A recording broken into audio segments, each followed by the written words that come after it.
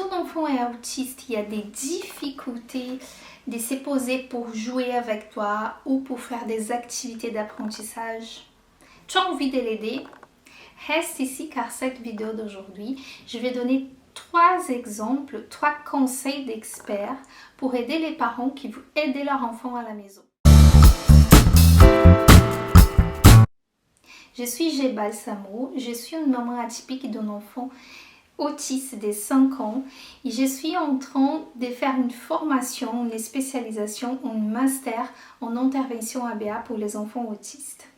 Je peux vous garantir que la base du trouble de spectre autisme est le déficit dans les interactions sociales, les intérêts restrictifs ainsi que les comportements stéréotypés.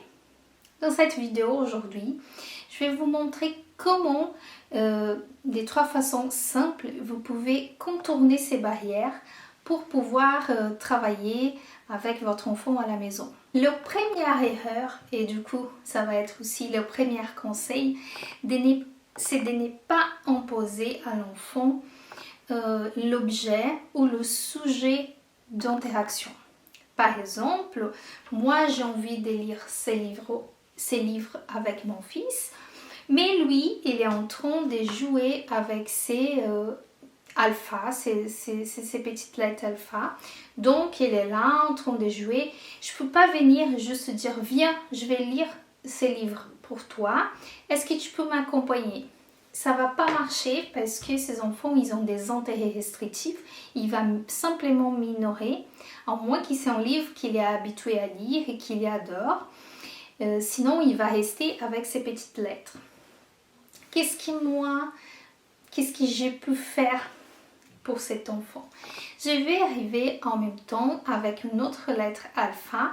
En fait c'est son intérêt, c'est les alphas, et je vais lui poser une question, je vais commencer à mimer, à jouer avec lui. Donc je vais rentrer dans son monde et je vais rentrer aussi dans son intérêt et faire ce qu'il a envie de faire. À partir du moment où cet enfant il est en interaction avec moi, il s'amuse avec moi, je vais introduire le livre en fait dans notre activité, dans notre jeu, et petit à petit j'alterne entre ce qu'il était en train de faire et ce que je suis en train de lui proposer. Et comme ça, on va créer un environnement d'interaction et des possibilités de faire des activités. Je commence toujours par l'objet qui lui est intéressé le moment donné. D'ailleurs, si vous n'avez pas des matériels adaptés pour préparer des activités ou pour faire des apprentissages à la maison avec votre enfant, je vais laisser un lien ici dans la description de cette vidéo. Le deuxième conseil très important, c'est d'avoir un super renforçateur à votre enfant avant même de lui proposer l'activité. Donc par exemple, mon fils il adore ces dés en fait qui brillent. Je ne vais pas déjà laisser disponible pour lui toute la journée et du coup ça va fonctionner comme un bon renforçateur pour le motiver à faire les activités avec moi. Donc par exemple, il est en train de jouer avec ses alphas, j'ai réussi en fait à avoir son attention, je vais jouer avec lui, qu'est-ce qui va se passer? Je viens par exemple lui proposer mon puzzle. Donc, je viens avec ma petite lettre. Bonjour messieurs, on est en train de jouer. Ah, regarde, il y a un cube bleu. Regarde le cube bleu. Est-ce que vous pouvez m'aider? Est-ce que tu peux m'aider à les placer dans le bon endroit, etc. Donc là, je vais créer une histoire, je vais jouer avec lui. À partir du moment où il fait son premier mouvement, sa première action envers l'objectif que je les propose, en fait, je vais les féliciter, je vais être super contente. Bravo Francisco, tu as bien travaillé, bravo, regarde, on peut sauter maintenant.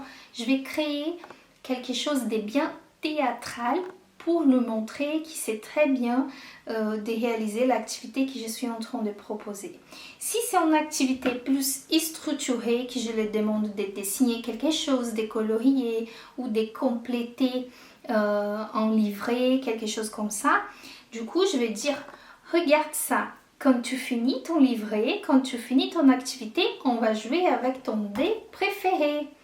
Voilà, donc ça c'est un super renforçateur et du coup lui, il va avoir accès à ces renforçateurs. Par contre, je vous dis, il ne faut pas commencer avec une activité, un jouet, une proposition que ça prend trop longtemps et qu'il y a besoin depuis le début d'attendre beaucoup de temps pour avoir son renforçateur. Avant de passer au troisième conseil, si tu aimes bien ce contenu, ce genre de vidéos, n'oublie pas de liker la vidéo ici, de s'inscrire sur la chaîne YouTube.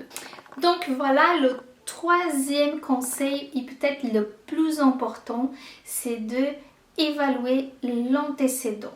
Qu'est-ce que ça veut dire, j'ai dit, évaluer l'antécédent? On va regarder l'environnement, on va préparer dans notre tête quelques minutes avant de proposer une activité ou d'interagir avec notre enfant l'endroit où je vais faire cette interaction. Est-ce qu'il y a beaucoup de stimulation visuelle?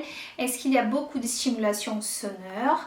Est-ce qu'il y a plein de jouets? Il y a beaucoup de choses, on a partout. Cet enfant, il va être super stimulé, il va être dans son état des stimulations avec les comportements stéréotypés. Comment j'ai fait pour réduire ça? Donc déjà, je vais avoir un endroit calme pour jouer, pour proposer des activités avec lui. Tous ces jeux, en fait, ces jeux préférés, on va les ranger dans un endroit où ils ne puissent pas avoir l'accès tout le temps. Donc l'accès à ces jeux préférés, il faut que ça soit un peu contrôlé parce que sinon, je vais être limitée à niveau des renforçateurs. Donc, l'environnement, c'est très important quand on veut proposer des activités avec nos enfants, en sachant que si on joue jamais avec, si on fait jamais d'activité avec notre enfant, c'est pas du jour au lendemain que ça va se passer. Donc, on va commencer avec des interactions, par exemple, des 5 et 10, 15 minutes. Et après, bien sûr, on va commencer à structurer cette façon de faire des apprentissages, cette façon d'introduire des nouveaux comportements, des jeux avec eux. N'oublie pas de t'inscrire sur la chaîne YouTube et aussi de me suivre sur Instagram dans l'arroba @bb.e.autisme.